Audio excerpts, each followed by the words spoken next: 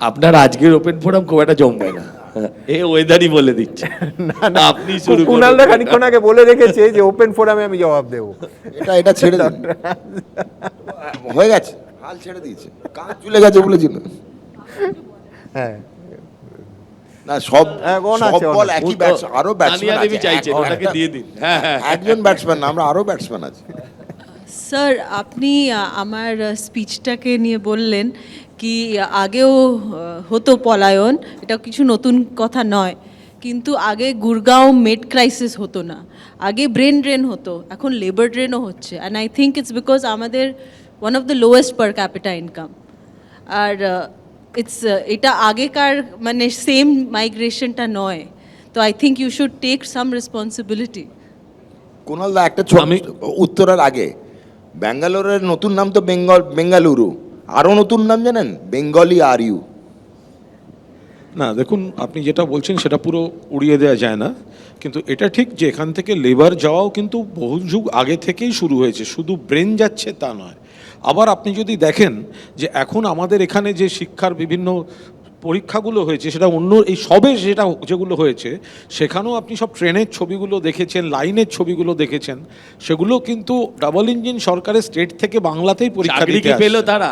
পরের কথা জানবে না কেন পরের আরে কথা? সবে এসছে তারা আমার দিয়েছে, বক্তব্য সবে তারা পরীক্ষাটা অন্য রাজ্য দিয়েছে, থেকে এলো, তাহলে এতদিন পরীক্ষা দিল, আরে সজল চাকরি চাকরি কে পেল রাজ্যে না। তাহলে এলো আসার এক, পরিস্থিতি চাকরি হলো কেন? নেই। আসার পরিস্থিতি এসএসসি কি হয়েছিল? আমি অনুরোধ করেছি আপনি 5 বছর চুপ থাকুন। না আমি আবার শোনো, আমি পরিষ্কার বলেছি, এবার ইয়র্কার। আমার পরিষ্কার বেশি বক্তব্য বললাম। হচ্ছে যে নিশ্চিতভাবে আমাদের কোথাও ভুল ছিল। এটা ভোটের আগে বললেন না কেন?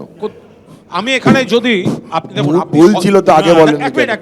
এক মিনিট আগে বলেননি কেন? যারা একটু রেগুলার করেছেন তারা জানেন বোধহয় আমার এই বক্তৃতাতে একাধিকবার ছিল, এই অনুষ্ঠানেও, তাহলে যে ভালো। আমাদের বেশ কিছু ভুল আছে বা ভুল হচ্ছে।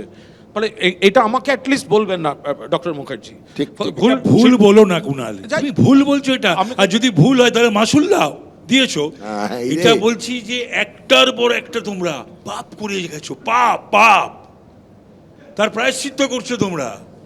তাপসদা একটা ভোট হয়েছে, তারপর ছেড়ে দিন, ছেড়ে দিন।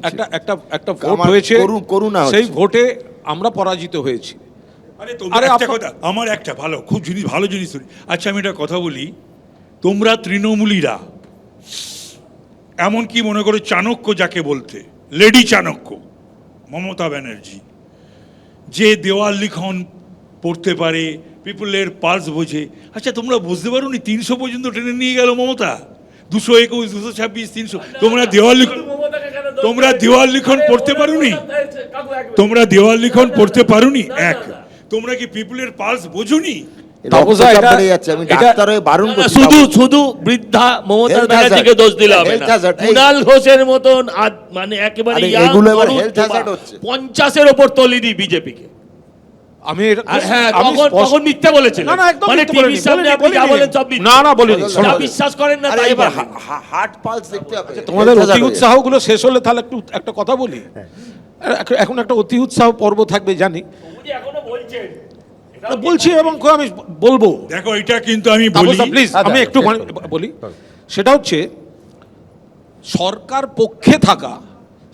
পক্ষে থাকা যে কোনো বক্তা বা নেতা, আর বিরোধী পক্ষে থাকা বক্তা নেতা, সরকার পক্ষে যে আছে সে যদি বুঝতেও পারে কোথাও একটা প্রবলেম হচ্ছে, তাকে সবসময় এমনভাবে বলতে হবে তার কর্মী, প্রত্যন্ত গ্রামের কর্মীও যেন শেষ পর্যন্ত সেই লড়াইটা দিতে পারে, যেটা বিরোধী পক্ষে থাকলে হয় না। সেটা তোমরা আরো কিছুদিন বাদে বুঝতে পারবে সজল। এই প্রবলেমটা তোমাদের হয় ঠিক দাদা, আমি কেন্দ্রীয় বলি সরকারের ক্ষেত্রে। শুনুন, আপনি যেগুলোকে কমব্যাট করছিলেন যে আপনার কর্মীরা চাঙ্গা হবে, আপনি তো পিকে ব্যানার্জি নয় যে বোকালটনিকে কাজ হবে। কর্মীরাও বুঝছিল যে আপনি যা বলছিলেন সব ঝুট হ্যাঁ, আপনি বোঝাতে চাইছেন, কিন্তু ওই কোড়ামিনে কাজ হয়নি। আরে সে তো সজল! এবার অন্তত সেটা পরিবর্তন। না, এটা কোনো কাজের কথা না। একটা কুণালদা, দল চপ শিল্পের পরে কিন্তু ঢপ শিল্প, এটা কিন্তু সাংঘাতিক। চপ শিল্পের পরের শিল্পই আপনাদের ঢপ শিল্প। দাদা আমি একটা কথা বলবো, আমি চিকিৎসকদের খুব সম্মান করি। হ্যাঁ, আপনি সে তো বটে। এটা বলতে স্বাভাবিক। বাধ্য হলাম, আর কিছু পেলাম না তাই। সবাই করে। এর পরেরটা হ্যাঁ আচ্ছা ইন্দ্রাণী। এটা হ্যাঁ অন আমি যেটা বলছি যে আমাদের বিরোধী নেত্রী হিসেবে মমতা ব্যানার্জি সাকসেসফুল, ওনাকে সবাই বলেছেন, আমরা সবাই বলি, কিন্তু শাসন করার পরে বিরোধী আসনে ফিরে গিয়ে সাকসেসফুল হওয়া সেটা বোধহয় আরও কঠিন। যদিও কুণাল বাবুর এইরকম একটা মানে কি বলবো, ব্যাটারি ফুরিয়ে যাওয়া একটা অবস্থায় কুণাল বাবুকে দেখতে পেলেন না প্রাক্তন আইজি, যেটা আমার ভাগ্যে জুটলো। তো আমি এরপরে আমারও বক্তব্য আছে। এই প্রাক্তন আইজি তার শীর্ণ চেহারায় কুণাল বাবুর সঙ্গে ওপেন ফোরামে যে লড়াইটা করতেন, সে লড়াইটা আমাদের করতে হলো না। এবং এত সুন্দর কুণাল বাবুকে আমি কবে লাস্ট দেখেছি টিভির পর্দায় জানি না, ভালো লাগছে, আজ বিকেল থেকেই ভালো লাগছে। উনি পুষ্পাকে কেন ভয় পেয়েছে, এটা যেন মনে হচ্ছে কুণালবাবু আমাদের দিকে, মানে বিরোধীদের দিকে, যে এই কুণালবাবুর এই রূপ আমি কোনোদিন দেখিনি। বিকেল থেকে আমি সেই পুরনো কুণালবাবুকে আবার ভালোবাসতে শুরু করেছি। বৌদি, আমি একটা কথা বলি, পঙ্কজবাবু আমায় দীর্ঘদিন চেনেন এবং আমাদের ব্যক্তিগত সম্পর্ক অত্যন্ত ভালো ছিল। ফলে এখানে দুজনের অবস্থান কিছু ইস্যুভিত্তিক যেটা মঞ্চের উপরে হতো সেটা নিশ্চিতভাবে তার বাইরে সেটা না, আমার ছিল না। আরেকটা 2 নম্বর হচ্ছে, প্রশ্ন। 1 মিনিট, কুণাল ঘোষ স্বর্গ নরক সব দেখে এসছে, সামনে বুকের ছুরি দেখেছে, পিঠের ছুরিটা আরো লেগেছে। কুণাল ঘোষের ব্যাটারি ফুরিয়ে গেছে, কতটা ব্যাটারি আছে সময় তার প্রমাণ করে দেবে বৌদি। আচ্ছা। কুণাল ঘোষকে ব্যাটারি নিয়ে চ্যালেঞ্জ করবেন না। আমার একটা প্রশ্ন হ্যাঁ, আছে। তবে বৌদির কথা শুনে যে অংশটা কুণালদার দেখে বৌদির ভালো লেগেছে, এটা যখন রিপিট টেলিকাস্ট হবে আমি সেই অংশটা ওখানে যোগ করে দেবো। আচ্ছা, আমার সেটা প্রশ্ন হলো যে দেখুন, ডায়মন্ড হারবারে সেকেন্ড ইন কমান্ড যে 7.5 লাখের উপর ভোটে জিতে একেবারে লোকসভায় উনি বলেছেন, গর্ব করে বলেছেন যে ভারতবর্ষে প্রথম হয়েছেন।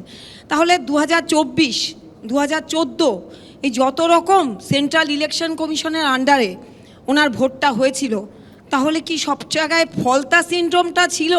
স্রেফ সুব্রত গুপ্তর ক্লাউডে ঢুকে পড়া ছিল না বলে কি ওই জলটা ধরতে পারা যায়নি? এই প্রশ্নের উত্তর আপনারা সবাই দেবেন। এটা একটা নির্ভেজাল ইলেকশন কমিশন কেন্দ্রিক প্রশ্ন। ঠিক, আমি শুধু যোগ করব যে শুধু ফলতা বা শুধু ডায়মন্ড হারবার কেন বলবো, 2018 এ রাজ্যে কি পঞ্চায়েত নির্বাচন হয়েছিল? 2018 পঞ্চায়েত নির্বাচনের 13 বা 18 পর তৃণমূল নেতারা একবারও বলেছিলেন যে এটা সঠিক নির্বাচন হয়নি? কবে তারা বুঝলেন যে 19-এর লোকসভায় ধাক্কা খাওয়ার পর মনে হলো যে 18-র ওটা ঠিক হয়নি? সুতরাং আমি বলছি সময় থাকতে থাকতে ভুলগুলো চোখে পড়া বোধহয় খুব জরুরি। শুনুন, এখানে একটা আমি নিশ্চিতভাবে সুব্রত গুপ্ত অত্যন্ত মেধাবী এবং কৃতি অফিসার। বৌদি, একটা জিনিস ছোট বিষয়, সেটা হচ্ছে ইলেকশনটা যে হলো, আমি তা নিয়ে কোনো প্রশ্ন এখন তোলার সময়ই নয়। যাই হোক, আমাদের দলের নির্দিষ্ট অভিযোগ আছে, ওটা আলাদা। যে এক মিনিট সজল, যে একটা নিরপেক্ষ নির্বাচন হলো, সেখানে সিইও হচ্ছেন মনোজ আগরওয়াল এবং সেখানে গুরুত্বপূর্ণ তারপরেই হচ্ছেন সুব্রত গুপ্ত। এত নিরপেক্ষ নির্বাচন হলো যে নতুন সরকার গড়ার সঙ্গে সঙ্গে সেই দুটি লোক সব থেকে বড় পদে চলে এলো। মানে আমরা তো দেখলাম। আমার শুধু একটাই প্রশ্ন রিতেশ, এর উত্তরে তোমার কাছে একটাই প্রশ্ন থাকতে পারে যে তোমরাও কি রাজীব কুমারের এই কুলিং অফ পিরিয়ড ছাড়া যে জিনিসটা হয় যে শটান আমি ডিজি পদ থেকে সে রিটায়ার করলাম আর রাজ্যসভায় চলে গেলাম, এটা দ্বারা ইন্সপায়ার্ড হলে? দুটোকে একসাথে ক্লাব করা ঠিক নয়। উনি যেটা বলছেন, ভোটটা দিতে মনোজ আগরওয়ালও যায়নি, সুব্রত গুপ্তও যাননি, ঠিক আছে? ওরা যদি ভোটটা সব ম্যানেজ করতো তাহলে এখানে কুণাল ঘোষের জায়গায় পার্থ চৌধুরী বসে থাকতো। এই সত্যটা স্বীকার করতো। এই সত্য, এক মিনিট আপনার মাঝখানে বলি, আমার অভ্যাস নয়। দাদা বলেন। সেকেন্ড, কে কাকে কোথায় রাখবে এটা নিয়ে মানে পুরো সরকারের এখতিয়ারের বিষয়। আমরা রাজীব কুমারকে সিপি বানানো নিয়ে আমরা কোনোদিন অভিযোগ তুলি, কারণ ব্রিলিয়েন্ট অফিসারদের যদি নেওয়া হয় অসুবিধাটা কোথায়? আর এটা তো অফিসার আধিকারিক, এটা ভালো কাজ করেছে ইসিতেও, এটা ভালো কাজ করবে স্টেটেও। আমরা তো সুব্রত দেখেছি। গুপ্তকে আপনারা তাড়িয়ে দিয়েছিলেন শুধু স্বাধীনতার সুব্রত পর। গুপ্ত কেন, না না, আমি এক লাইন বলি। সমর ঘোষের পরে আপনি যিনি হয়েছিলেন সুমনদা, আপনার পুলক, জীবনে এই ভোট দেখেছেন? পুলক কি নাম ছিল? না, পুলক? না। আপনি দেখেননি? কুণাল দা, আমি তো আপনার দেখিনি। জীবনে এই ভোট দেখেছেন? তাকে চলে যেতে হলো তো, কি ওখানে মিনিস্ট্রি অফ ডিফেন্সের কে আমি না না, এক second আরে বলি। সজল, আমার কুণাল দা, আমার কুণাল বা দা, তোমার জ্ঞানে এই ভোট দেখেছো যে ফরচুনেটলি একটা মৃত্যু ছাড়া একটা ভোট হচ্ছে? আমি বলছি আমি তো, তো আপনি দেখিনি। দেখেছেন, দেখেননি? হ্যাঁ। এত এত ভালো ভোট, এফিশিয়েন্ট অফিসারকে এত আপনারা ভোট, দাঁড়িয়েছিলেন। এত ভোটারকে আপনারা বাদ রেখে দাঁড়িয়েছিলেন। ভোটও দেখিনি। তাকে আমরা নিয়েছি, দলে নয়, সরকারে নিরপেক্ষ রাখবো বলেই তো। আপনিও জিতেছেন, প্রসূন বাবু জিতেছেন, যেটা গতবার আপনার সরকারে হেরেছিলেন উনি, এবারে কিন্তু জিতেছেন। Mind it. না না, একটা point এইটার বলা সঙ্গে যায়, ওটার কোনো একটা point সম্পর্ক বলা নেই। যায়। কুণালদাকে একটাই জিনিস, একটু চিকিৎসা দরকার, বার্নল দিন, ফসকা পড়ছে বার্নল। ডক্টর মুখার্জি একটা পয়েন্ট বলা ছিল, সেটা হচ্ছে প্রথমে আমি ম্যাডাম তানিয়া ভরদ্বাজের কথা একটা রেসপন্ড করব। সেটা হচ্ছে রিগার্ড যে না না, আমি ওটাতে আসছি সুজাতা, যে আপনি যেটা জিজ্ঞেস করেছিলেন, যে বলছিলেন যে একটা বড় সংখ্যক মানুষ মাইগ্রেন্ট লেবারের কাজ করে। আপনাকে বলি 1981-এ ইন্দ্রজিৎ গুপ্তর পার্লামেন্টে একটা স্টেটমেন্ট আছে, 1,80,00,000 সংখ্যাটা। এই মাইগ্রেন্ট পপুলেশন এসছিল বাংলাদেশ থেকে পশ্চিমবঙ্গে 47 to 71 and দেয়ার আফটার। আর মাত্র দুটো স্টেট ভারতবর্ষে পার্টিশন দেখেছে, পাঞ্জাব আর বাংলা। ফলে এই পপুলেশন প্রেশার কাউকে সহ্য করতে হয়নি। বিজেপি উইথ অল গুড ইন্টেনশনসও চেষ্টা করলে কালকে মাইগ্রেন্ট লেবারের সংখ্যা এক্সপোনেনশিয়ালি কমাতে পারবেন না, কারণ এই ডেমোগ্রাফিটা কিন্তু স্বীকার করতে হবে। কিন্তু হ্যাঁ, সেটা ওই রকম নয়। Coming to the election and this thing, আমি আগেও বলেছি যে ফ্যারিঞ্জাইটিস, ল্যারিঞ্জাইটিস এসবের মতন এক্সকিউজ দেওয়াটাও একটা প্রবলেম, যাকে এক্সকিউজাইটিস বলা হয় এখন ম্যানেজমেন্টে। তো আমরা এক্সকিউজাইটিস ভুগছি না, আমরা প্রথমেই বলেছি যা কিছু আছে সেটা আমাদের ইন্ট্রোস্পেকশনের বিষয়। তো উইনার টেক্স ইট অল, তার মানে এটা নয় যে আগে কখনো কিছু ভালো হয়নি, যা কিছু এখন হতে যাচ্ছে সেটাই একমাত্র ভালো। এটা বোধহয় লজিকের বাইরে চলে না, যাচ্ছে। এটা কি আজ 14 দিন না 15 দিনের সরকার, এটা তো কেউ ক্লেম করেনি। আচ্ছা, বিষয়টা হলো না, আমি দুটো সেন্টেন্স বলবো, একদম সেন্টেন্স ওয়ান। 2011-এ মমতা ক্ষমতায় আসার পরে 13-য় প্রথম ইলেকশন ফেস করে। একটা ইলেকশন হয়েছে, সে পুরসভা হোক, পুরো নিগম হোক, ত্রিস্তর পঞ্চায়েত হোক, উপনির্বাচন হোক, বিধানসভা হোক এবং লোকসভা হোক, 24 পর্যন্ত, যে রক্তপাত হয়নি আর মৃত্যু হয়নি। নো, মৃত্যুর সংখ্যা ধরলে তো তোমাকে এসআইআর পিরিয়ডের মৃত্যুর সংখ্যাও ধরতে হবে। এছাড়া কথা কথা তবে এটাই হচ্ছে কুণাল ঘোষ এই প্রথম একটা এটাই হচ্ছে এই স্পেশাল। এই প্রথম একটা ভোট হলো এতগুলো ভোটারকে, এই যে ভাইপো, যে ভোটটা আমাদের ডিফারেন্স তার থেকে বেশি ভোটারকে বাইরে রেখে একটা ভোট হলো। এত ভোটারকে বাইরে রেখে ভোট, এটা পশ্চিমবঙ্গ দেখেনি। বাবাকে ভোটার লিস্ট থেকে বাইরে রাখা হয়েছে। 1 লক্ষ আপনার সরকার কি দেব কেউ? নো নো কুনাল, লিসেন, 2 নম্বর 1,68,000 ফলতার লিড পালিয়ে যাচ্ছে জাহাঙ্গীর। 7,11,000 অভিষেকের লিড 24-এ। ও কি নেতাজি না গান্ধীজি? নেতাজি গান্ধীও যদি আজকে বেঁচে থাকতো, ও যদি নেতাজি বা গান্ধীও যদি আজকে বেঁচে থাকতেন, শ্রদ্ধা জানিয়ে তাকে বলি, তারাও কিন্তু দাঁড়িয়ে কোনো ইলেকশন লড়লে আজকের দিনে নেতাজি গান্ধীজিও 7,11,000 ভোটে জিততেন না। কি বলছো কি তোমরা? আমার একটা বক্তব্য হচ্ছে যে ফলতা কি আমাদের পশ্চিমবঙ্গের বাইরে না দেশের বাইরে, যে সেখানে কি প্যারালাল কোনো শাসন চলে, যে এত নজরদারি কি করে সাহস Valley of পেল? fear. না না, কি করে Valley of fear. না না, ইসিআই ফলতা। এর নজরদারির পরেও কি করে ওই সেলোটেপ লাগলো? এবং ওখানে প্রাকৃতিক দুর্যোগও হয়নি, প্রার্থীর হঠাৎ মৃত্যুও হয়নি। তাহলে আমাদের এক্সচেকারের টাকায় যে পরিশ্রম, সময় নষ্ট করে ফলতার জন্য যে আবার একটা উপনির্বাচনের কারণটা কি? এটা কোনো প্রাকৃতিক দুর্যোগ না ম্যানমেড দুর্যোগ? কি ব্যাপার এটা? ডেমোক্রেসির কি সিনড্রোম? কুণালদাকে একটা পার্সোনাল প্রশ্ন করতে পারি? আপনি এখন প্রো ভাইপো না অ্যান্টি ভাইপো? দাদা, আমি একটা কথা বলি, খুব সোজা কথা। আজকে আপনারা ক্ষমতায় গেছেন, আমি এদিকে, আমরা এদিকে। ফলে আপনাদের এখন উৎসাহ, প্রশ্ন, তোমরা কি তীব্রতা- এক ভেবেছিলে মিনিট, যে এক তোমরা মিনিট। ক্ষমতায় আসবে? কিন্তু এই জায়গাগুলো রইল, আচ্ছা। সব উত্তর সময়ের সঙ্গে সব ভাবে কেন মনে করেননি দাদা? কোনটা আরেকটা প্রো জিনিস ভাইপো বলবো। না অ্যান্টি ভাইপো? সবারই আসবে স্বাভাবিক।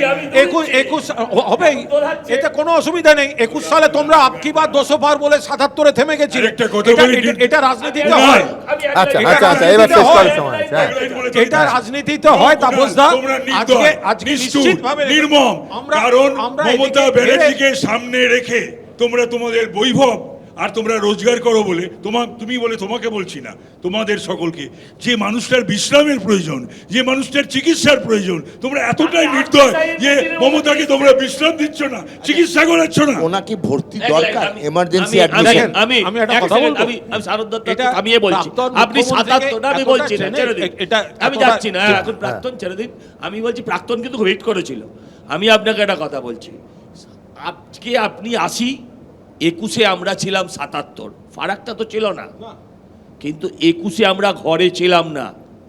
এখন আমাদের আপনারা ঘরে। আজকের সজল মুখ্যমন্ত্রী একাধিক- শেষ করে নি, একাধিক শেষ করে নি। কর্মীকে আপনারা আমি নিজে যাকে নিয়ে গিয়ে যুবরাজ, বাড়ি ফিরিয়েছি। আপনার কথা নয়, আপনার কথা নয়, যাকে আপনি সকাল বিকেল যুবরাজ, আমার সেনাপতি, 1 মিনিট, সেনাপতি কার্তিক কার্তিক করতেন, সে আজকে কোথায়?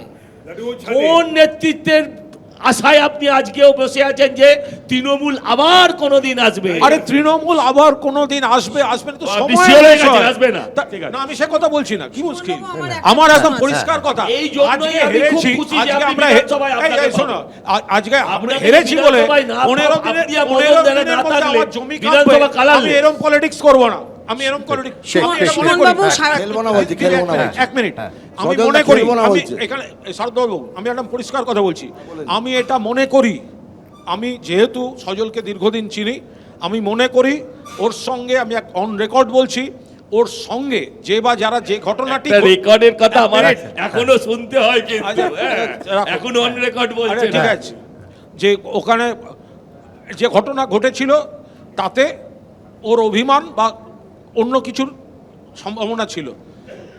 তাপসদার ক্ষেত্রেও সেটা হতেই পারে, রিতেশদার ক্ষেত্রে এসব প্রশ্নই নেই। কিন্তু আমার বক্তব্য হচ্ছে যে দেখুন, একটা দল, আমি একটা দল করেছি, সেই দল হেরে গেছে বা বিরোধী শিবিরে বসেছে। একটা সময় আসবে, এখন সবাই বলবেন ওটা ভালো ভালো, আমাদের শুনতে হবে, কিন্তু আমি কেন তার জন্য আমি সেটা ধৈর্য ধরে শোনাটাও আমার কাজ। আর আজকে গলা আমি তুলতে পারি, কিন্তু আজকে তলাটা আমাকে মানাবে না, তার মানে এই না, নয় যে তুলবে না, আমার তুলবে না। ব্যাটারি শেষ হয়ে গেছে। না না, ব্যাটারি আছে, ব্যাটারি চার্জ একদম। দিয়ে দেবো। ফলে আচ্ছা, যে সৌজন্যতা, চার্জ যে দিতে। সময়টা দরকার, আমি সেইটুকু সেই সময় দেখাচ্ছি। অ্যালকালাইন নাকি অন্য একটাই নন কথা আমি অ্যালকালাইন বলবো, ব্যাটারিটা? আবারও অনুরোধ করবো, শারদদাস বাবুর কাছে আমার একটা শালক সংশ্লেষ আবারও বোঝেন? অনুরোধ করবো, দাদা কুণাল। এক মিনিট, দাদা শালক সংশ্লেষ বোঝেন? আমার ব্যাটারি লাগান, আমি ক্লোরোফিলে চলি, এখানে পুঁতবেন বীজ, ওখানে আমি গাছ হয়ে বেরোবো, মনে রাখবেন কথাটা। ওই তো হয়েছিল তো। কিন্তু কথা হলো তারপরে উঠেছি, তারপর আমি আপনি একসঙ্গে বিধানসভায় যাব। আমার যেমন খারাপ ছবি দেখেছেন, আবার আমার সঙ্গে আপনার আমরা বিধানসভা দেখেছি তো, ওই জন্যই তো বললাম। এখানে আমরা পুঁতবেন, ওখানে উঠবো। ওই তবে তেলো কুণাল, পাহাড়ে পুঁতে আমি ছিল, বলবো, কলকাতায় গজিয়ে উঠেছে। ভাইপোকে বাদ দাও, শারদদাস বাবুর কাছে আমার আর একটা হচ্ছে মমতার প্রার্থী আছে। বিশ্রাম দাও, আর মমতার চিকিৎসা করাও। তাপস এই বাবু, জানি। তেলো পাহাড়ে এই পুঁতে জানি। ছিল, কলকাতায় আবার গজিয়েছে। শারদদাস বাবু, আপনার আপনার কনস্টিটিউয়েন্সি আমি থাকি, এবং ওখানে মহালয়ার আগের দিন যে শ্রীভূমির দুর্গাপুজো উদ্বোধন করেন আমাদের প্রাক্তন মুখ্যমন্ত্রী, সেখানে কত বছর ধরে আপনি একটা সার্ভে করবেন, কেউ ভয়ে মুখ খোলে না। ওখানকার বিস্তীর্ণ অঞ্চলের লোক দুর্গাপুজোয় 20 দিন অসম্ভব বাইরে থাকে। কষ্ট থাকে। তো এই বাড়ির কষ্ট বাইরে থেকে থাকে, জানি আমি, বলেছে। আমরা মুক্তি পাবো কিনা, আমি ওখানে বসবাস করি, আপনি এইটা একটু সার্ভে করবেন, আমার কথায় না। আমি তো গারদ যে- শুভেচ্ছা জানিয়েছিও নাকি, না না গারদে না, থাকলে ঠিক এটা আছে। এটা যে মহালয়ার আগে যে উদ্বোধন আমি তো আমাদের ওই জন্য প্রাক্তন শারদ মুখ্যমন্ত্রী শুভেচ্ছার আগেই করেছেন, গারদ শুভেচ্ছা তার 20 জানিয়েছি। দিন অবধি যে যন্ত্রণা আমরা দীর্ঘদিন ভোগ করছি, আমার কথা না, আপনি সার্ভে করে এটা নিরসন করবেন, এইটুকু আশা করব। স্যার, টু রেসপন্ড, আপনি যেটা বললেন, আমি বুঝছি কি 71-এ অনেক রেফিউজি এসেছিল and because of that migrant, হ্যাঁ, কিন্তু আমি 50 ইয়ার্স লেটার এখনকার কথা বলছি। আর আনলাইক আর্লিয়ার, এখন গুরগাঁওতে মেড ক্রাইসিস হয় যখন বেঙ্গলে ইলেকশন হয়, and that is what is relevant to us. And moving to what you said, আপনি বলেছিলেন কি বিউরোক্রেসিটাকে একটা ইন্ডিপেন্ডেন্ট সেপারেট এন্টিটির মতন দেখা উচিত, কিন্তু that becomes very difficult when we have your leader going and defending members of the bureaucracy. তো ওই সেপারেশনটা ব্লার আমাদের মাথায় এমনি এমনি হয়নি। Please respond to that. দেখুন, প্রত্যেক পলিটিক্যাল ডিসপেন্সেশন যে ব্যুরোক্রেসি নিয়ে কাজ করে, তাকে প্রয়োজনীয় নৈতিক সাপোর্ট দেওয়ার দায়িত্ব আজকে বিজেপি ক্ষমতায় এসছে, তাকেও তার ব্যুরোক্রেসিকে সাপোর্ট করতে হবে। আমার পয়েন্ট এটাই ছিল, for every good and bad of bureaucracy don't make the political master responsible. আপনি কি মনে করেন ব্যুরোক্রেসির যে মমতা ব্যানার্জি যখন গেল প্রতীক জৈনের বাড়িতে এবং অফিসে ফাইল ছিনতাই করতে, তখন রাজীব কুমার, মুকেশ, প্রিয়ব্রত এবং ওই মনোজ ভার্মার এই ব্যুরোক্রেটদের ওর পাশে থাকা উচিত ছিল? ওটা অটোক্রেসি, ওটা ব্যুরোক্রেসি না, ওটা অটোক্রেসি চলে পশ্চিমবঙ্গে। সত্যি সময় আজকে শেষ হচ্ছে না। এটা হচ্ছে কাল, বুঝলে? ব্যুরোক্রেসি শেখাতে হয়, এখানে আমি autocracy আবার চলে। তিনটে শব্দে ফিরবো, কাল কাল বড় ভয়ঙ্কর। আপনাদের সবাইকে অসংখ্য ধন্যবাদ। আচ্ছা, আমি একটু কালকের একটা কবিতায় চলে যাই। নীরেন্দ্রনাথ চক্রবর্তী লিখেছিলেন, অন্ধকারের বুকেও স্বপ্ন লুকিয়ে রাখি, নৈশ ভয়ের ভিত্তি খুঁড়ে। ইভিএমের বোতামে হাত রেখেও নিশ্চিতভাবে এ রাজ্যের কোটি কোটি মানুষের মনে আশা জাগায় একটা স্বপ্ন, দিন বদলের স্বপ্ন। বিরাট কিছু নয়, আরেকটু ভালোভাবে বেঁচে থাকার স্বপ্ন। শাসক বিরোধী সবাই মিলে রাজনীতির তাল ঠোকাঠুকি পেরিয়ে মানুষের বেঁচে থাকাটা আরেকটু সহজ করে দিন। বিশ্বাস করুন, মানুষের প্রত্যাশা শুধু এইটুকু। এবিপি আনন্দ, এগিয়ে থাকে, এগিয়ে রাখে।